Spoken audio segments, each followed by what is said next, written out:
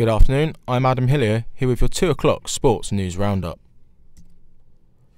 The FA Cup returns this weekend with 8 fixtures, including a mouthwatering clash between Chelsea and Manchester United on Monday, but Southampton won't be part of it. Having lost in the last round to Derby County, the Saints will return to England tomorrow after some time in Tenerife to prepare for next week's trip to the Emirates to face Arsenal. Manager Ralph Hasenhüttl will reveal that there has been a focus on the defensive side of the game. We must do everything to have clean sheets. I tell it every week. That's the focus on next week, I can guarantee you. And I will be sure that we also make a few changes to defend. Rangers boss Steven Gerrard is backing calls to ban artificial pitches in the Scottish Premiership, branding them as dangerous. PFA Scotland submitted a petition to the SPFL yesterday, signed by players from all 9 top-flight clubs with grass pitches. Hamilton, Kilmarnock and Livingston are the 3 clubs with synthetic surface. Gerrard thinks they should be banned. I agree with the players, or the majority of the players, in terms of trying to get them out of the game at elite level. I've gave my opinion on this before. I don't like plastic pitches, I didn't like playing on them. I think they're dangerous. I believe the game would be in a better place if there was no plastic pitches. A tragedy has brought a Brazilian club closer together. Flamengo fans and players all paid tribute yesterday to the 10 teenagers who were killed in a fire at their training ground last week. The boys were all aged between 14 and 16 years old. Their opponents Fluminense joined them in tribute ahead of their first match since the accident, and their fans did their part as well as they set off balloons and lit the stadium up with torches on their phones. In local football, it's been a nightmare day for Solent FC. The Hampshire-based Wessex League side was hit by vandals overnight, leaving lasting damage across the ground. In the last hour, eyewitnesses have claimed a group of 10 to 12-year-olds have been seen at the time of the incident. We will hear from Club Secretary Greg Dixon at 3. In rugby, England's forwards coach Steve Borthwick says it's vital that they used the 2 weeks between Rugby Union Six Nations fixtures to improve. Eddie Jones' side have started the competition with wins against holders Ireland and France and enter the 2 weeks break undefeated.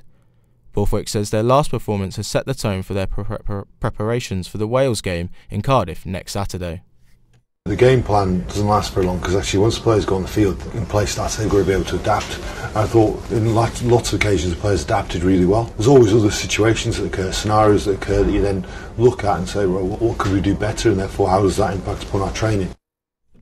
The boxing world heavyweight champion is being asked questions upon his upcoming fight.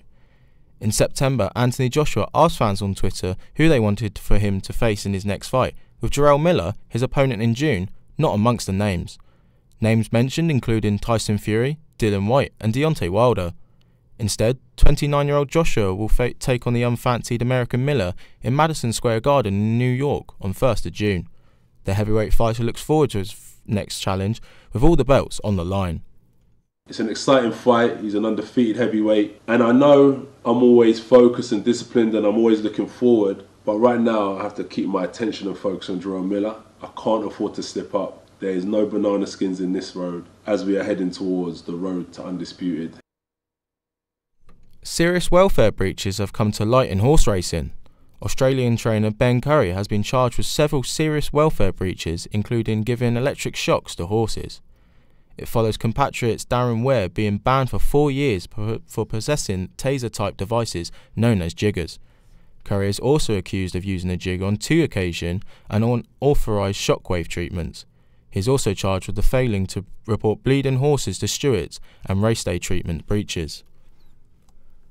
And finally, a British diver has been named European Male Diver of 2018. Jack Larfer, the former Olympic champion, has now won the award for the 2nd time. Larfer, who also picked up the award in 2016, has celebrated a successful season in 2018 with 5 international titles. The 23-year-old won 3 golds at the Commonwealth Games on Australia's Gold Coast in April, as well as 2 golds 4 months later at the European Championships in Glasgow. That's all from us for now. I'll be back in an hour. Remember, you can keep up to date on the website at solentjournalism.co.uk and follow 9798 Productions for regular updates on our day in the newsroom.